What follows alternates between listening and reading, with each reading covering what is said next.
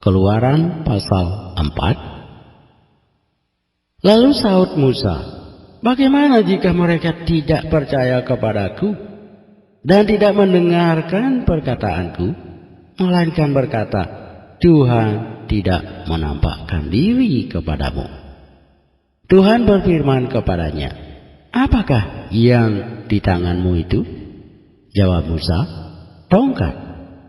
Firman Tuhan, lemparkanlah itu ke tanah. Dan ketika dilemparkannya ke tanah, maka tongkat itu menjadi ular, sehingga Musa lari meninggalkannya. Tetapi firman Tuhan kepada Musa, ulurkanlah tanganmu dan peganglah ekornya.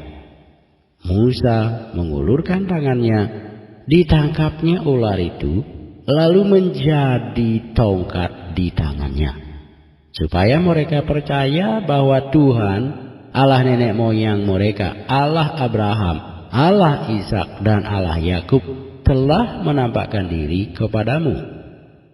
Lagi firman Tuhan kepadanya, masukkanlah tanganmu ke dalam bajumu.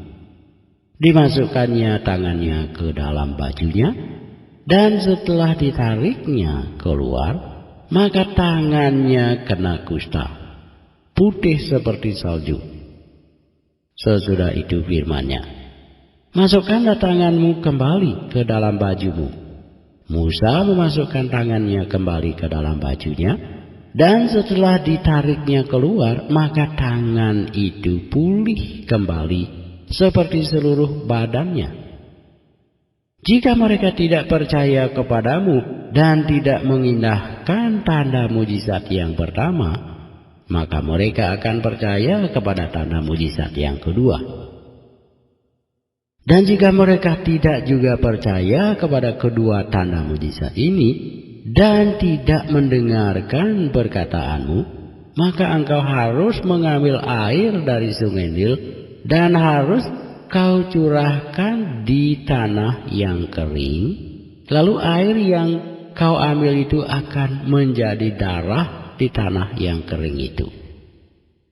Lalu kata Musa kepada Tuhan, Tuhan, aku ini tidak pandai bicara, dahulu pun tidak, dan sejak engkau berfirman kepada hamba-Mu pun tidak, sebab aku berat mulut dan berat lidah. Tetapi Tuhan berfirman kepadanya, siapakah yang membuat lidah manusia? Siapakah yang membuat orang bisu atau tuli, membuat orang melihat atau buta? Bukankah aku, yakni Tuhan? Oleh sebab itu pergilah, aku akan menyertai lidahmu dan mengajar engkau apa yang harus kau katakan. Tetapi Musa berkata, Tuhan, utuslah kiranya siapa saja yang patut kau utus. Maka bangkitlah murka Tuhan terhadap Musa, dan ia berfirman, bukankah di situ Harun, orang Lewi itu, kakakmu?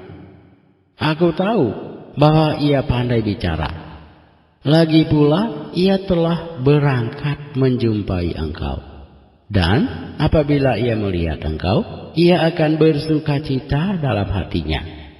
Maka engkau harus berbicara kepadanya dan menaruh perkataan itu ke dalam mulutnya. Aku akan menyertai lidahmu dan lidahnya dan mengajarkan kepada kamu apa yang harus kamu lakukan. Ia harus berbicara bagimu kepada bangsa itu. Dengan demikian, ia akan menjadi penyambung lidahmu dan engkau akan menjadi seperti Allah baginya. Dan bawalah tongkat ini di tanganmu, yang harus kau pakai untuk membuat tanda-tanda mujizat. Lalu Musa kembali kepada mertuanya Yetro serta berkata kepadanya, izinkanlah kiranya aku kembali kepada saudara-saudaraku yang ada di Mesir untuk melihat apakah mereka masih hidup. Yetro berkata kepada Musa, pergilah dengan selamat. Adapun Tuhan sudah berfirman kepada Musa di Midian, kembalilah ke Mesir, sebab semua orang yang ingin mencabut nyawamu telah mati. Kemudian Musa mengajak istri dan anak-anaknya lelaki, lalu menaikkan mereka ke atas keledai, dan ia kembali ke tanah Mesir, dan tongkat Allah itu dipegangnya di tangannya. Firman Tuhan kepada Musa, pada waktu engkau hendak kembali ini ke Mesir, ingatlah, supaya segala mujizat yang telah kuserahkan ke dalam tanganmu, kau perbuat di depan Firaun. Tetapi aku akan mengeraskan hatinya, sehingga ia tidak membiarkan bangsa itu pergi. Maka engkau harus berkata kepada Firaun, beginilah firman Tuhan, Israel ialah anakku, anakku yang sulung. Sebab itu aku berfirman kepadamu, biarkanlah anakku itu pergi, supaya ia beribadah kepadaku.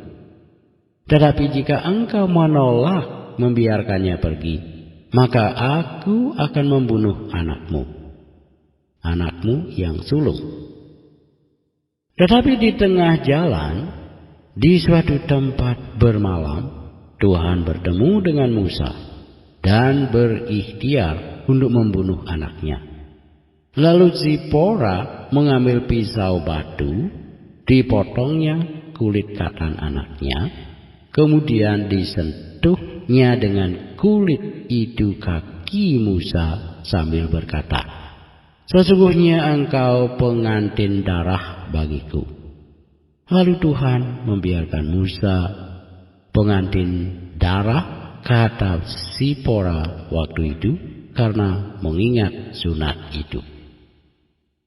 Berfirmanlah Tuhan kepada Harun, pergilah ke padang gurun menjumpai Musa. Ia pergi dan bertemu dengan dia di gunung Allah, lalu menciumnya.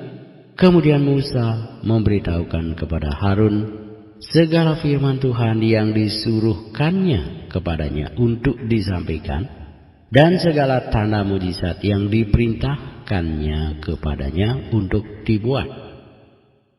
Lalu pergilah Musa beserta Harun, dan mereka mengumpulkan semua tua-tua Israel. Harun mengucapkan segala firman yang telah diucapkan Tuhan kepada Musa, serta membuat di depan bangsa itu tanda-tanda mujizat itu.